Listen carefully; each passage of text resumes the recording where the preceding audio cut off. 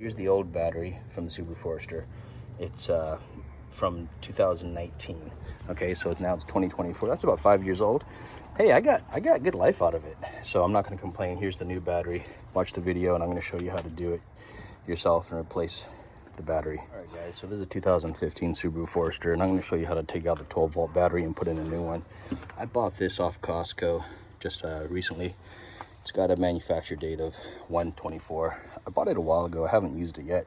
I was waiting for this to crap out, but it hasn't. I'm going to go ahead and change it. Look how corroded that is. Okay, and honestly, this seems to be a common issue with some of these Subaru Foresters. But anyways, I'm going to put a new battery in. I want it to work out good. I just got done changing the oil. Make sure you got something to brush off this stuff. Don't breathe it in. I'm going to blow it out and all that fun stuff, so pay attention, guys. So I'm gonna get ready to take out the battery here. You're gonna need a 10 millimeter socket. You know what, I bought this Work Pro and I love this thing. So this wrench, what's nice is that here in the middle, you can just spin it, okay, and it works awesome. Okay, so I'm back and I got this little pry bar. So all I did was stick this pry bar here and wiggle it until it's kind of loose. So now I can actually pull this out and it'll be fine. There you go. Look at all that corrosion. So I'm gonna have to clean that up really good, take out the battery. From here on out, you'll take that might be an 8 or 9 right here. I don't know if it's a 10. It looks a little bigger than a 10. But yeah, look at all that corrosion, guys. So that stuff's pretty nasty right there and all that stuff. So be careful, don't breathe this stuff in. Make sure you wear a mask or something, or eye protection. You don't want to get this acid stuff in your eyes. It's not good. So I'm going to loosen this right there. Let's see. Maybe that's a 10. Let's see. Left to loose.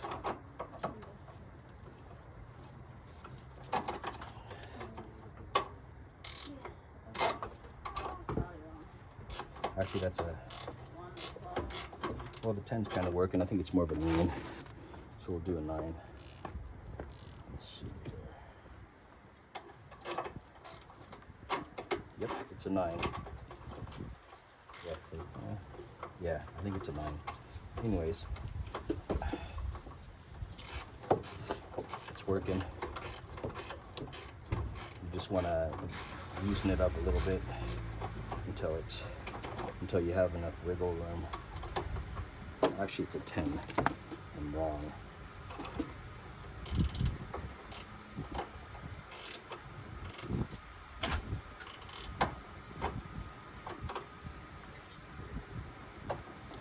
It's just kind of rusted out.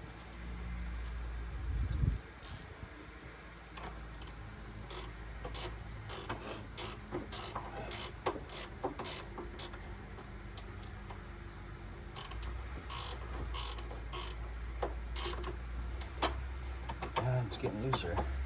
That's kind of what we want. So you just got to keep working on that. Then once you get one side, you might be able to get the other side out without loosening it too much, but it seems to be working pretty good here. This is what holds the battery in place. Kind of connects to the bottom over there. So you don't need a lot of tools for this. You just need a size 10 millimeter socket, brush, one of these over here. All right, so let me show you here. So now that I kind of loosen this up, it's going to give me some play on this, and then there's a little hook right here. You can see the hook. Okay, it kind of hooks right down into this area, and once you loosen it, it gives you enough play so that you can push down and pop this out. So once this is out, the battery will come out. This is my 4th battery on the Subie Forester, and honestly, it heats up the batteries. You know, what do? It's part of the Subaru life, man. It is kind of annoying. I might need to take off this whole thing here, so bear with me. But let me see if I can just kind of wiggle this out without having to completely unscrew the other one. That'd be kind of annoying.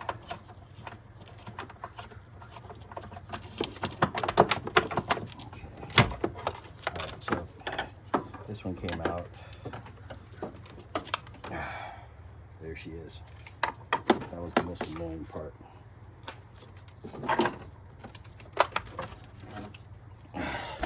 Then if you look at it, it's got this case on it.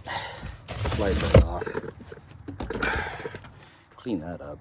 Don't breathe that in. You look how bad that is. That's corrosive. I'm gonna clean that out, blow it out, use it even has that little thing on it there, a little felt washer. I'm probably gonna try to see if I have any extra felt washers, but give these guys a good scrubbing right here. Okay, scrape off all that corrosion. Again, wear a mask if you have to.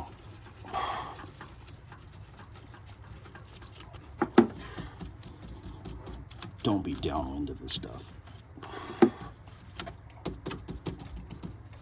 So I'm gonna give that a good scrubbing. I'll be right back. I noticed a problem with this tray. This sits on the bottom over here, and it was actually full of water. So that's not good if it's full of water. So what I'm gonna do is I'm gonna drill some holes in here so it drains down. And it's got that hole here in the middle. That way if there's water, it'll drain. And I'm gonna go ahead and just do this one as well.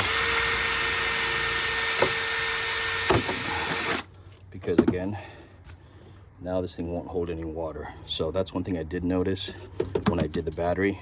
And now you do not want a battery sitting in water. Okay, so that's just bad stuff. It's bad stuff, man. Now it's good, okay? And it's actually gonna drain, because if you look down here below, you see that hole right there. It's kind of like a drain hole. So when I put that in, you line it up, and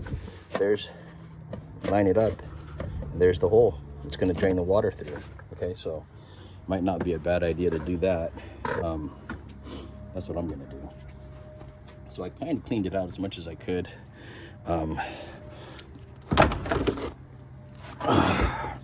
Here's the new battery.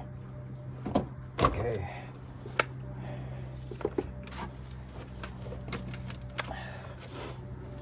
Red positive is going to go. You're going to put the red on first, okay? Negative last.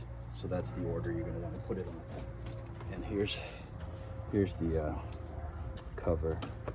Let's see. Put that back in here. Kind of protects it, keeps it in place. Remember, this is positive. It goes on the red. And after you do that, you're gonna hook these bad boys back up. Okay, oopsie daisy. Oh God, drop that all the way down.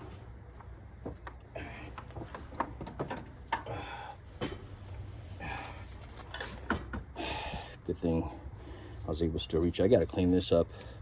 It's got that white gunk on it. I'm gonna scrape that stuff off here, and then we'll put it back. Look below, there's that hole down there, and that hole is what you're gonna put this little hook into. So you just kind of need to move it around, wiggle it until it goes in. Make sure you have enough slack to do that, and if you have to loosen this up a little bit more, then do what you gotta do to get it in there.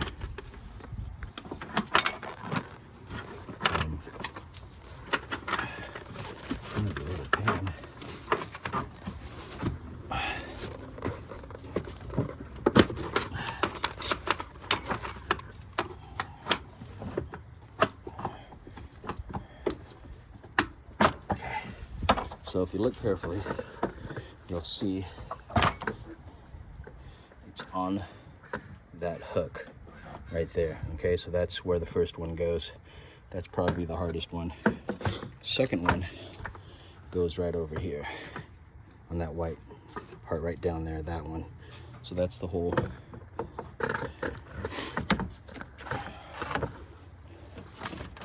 So right now this is on good.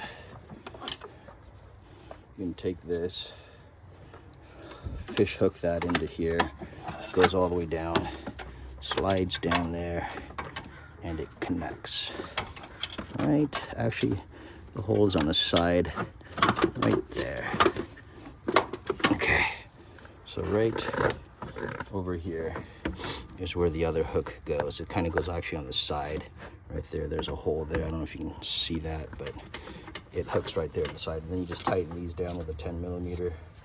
Put the red on first, negative last. Okay, so here we go. Make sure that's secured. And tighten that a little bit.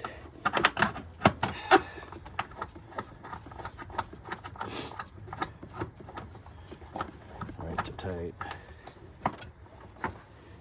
Boy, looks like I have a lot of room left here to tighten this. So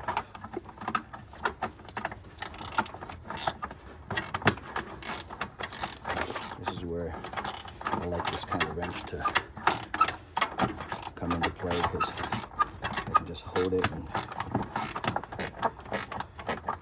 screw it in. So it's nice and firm. Just almost there. This one's got a lot of play. I don't know, this battery might be a little shorter than the other battery that I got, so it seems like I've got a lot more play here. So I'm hoping it works, but this is what Costco told me was what I was supposed to use, and that's the group size 35 code cranking amps, 640. Okay, so let's see here. So once I get that all done, do the other side here.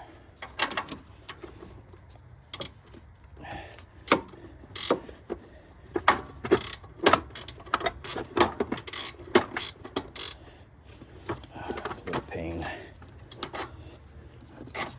Just make sure it gets a good fit in there.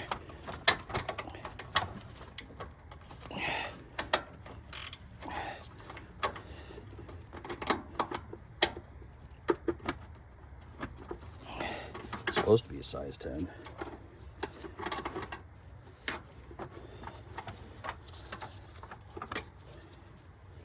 It's not a perfect 10, but the bolt's kind of rusted, so I'll be back. Okay, so tightened these down really good. It's nice and secure now. I'm going to go ahead and take off the red cap. Again, you're going to put the red on first, and then you're going to tighten it down. 10mm socket, right to tight.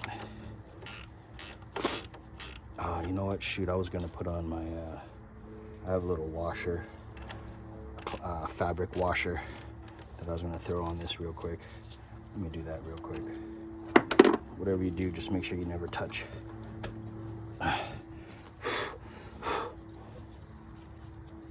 Okay, so there's the washer I'm going to throw on. Looks like that. Okay, put that on like this. Tighten this bad boy up and we're good to go. It's got a new battery, good for at least hopefully 3-4 years before I have to do this again. It's a 2015. It's now 2024. It's been what? That's about 9 years. 4th battery here. So we'll see how it goes. Don't forget the so that's tight. Don't forget the red clip. This clip here goes over.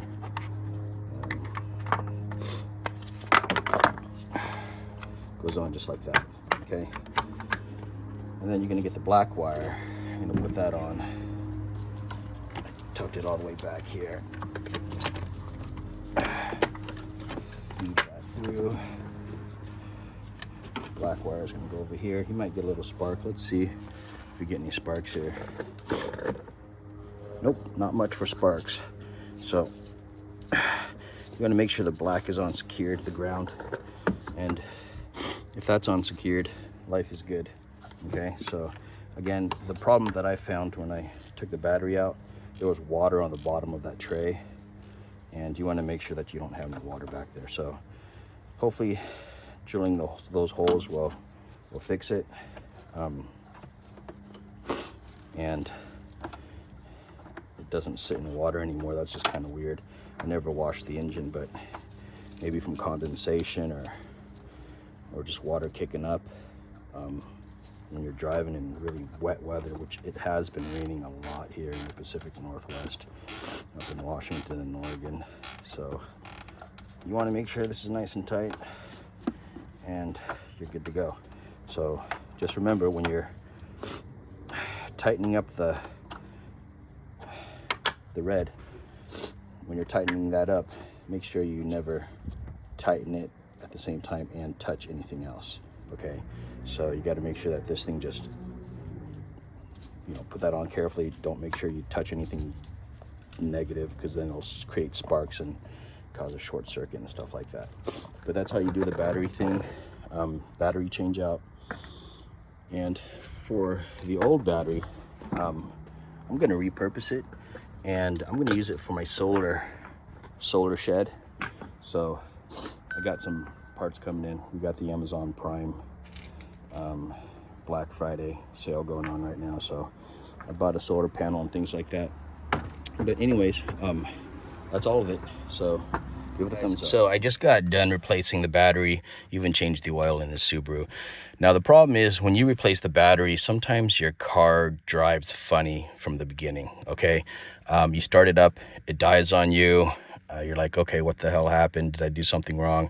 Essentially, the car has to reset its computer and relearn how to idle properly and go properly. And the best way to do that is to, once you replace the battery, drive around.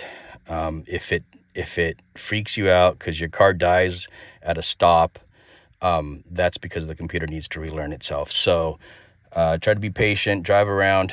I started it up, it died like 2 times on me, and I'm like, okay, what the hell happened? But I remember that the other times, every time that I change the batteries out or you disconnect the negative, the car has to relearn. So it's kind of a computer thing. It's running good now, and just wanted you guys to know, if your vehicle dies when you start it up, give it a little gas, drive around.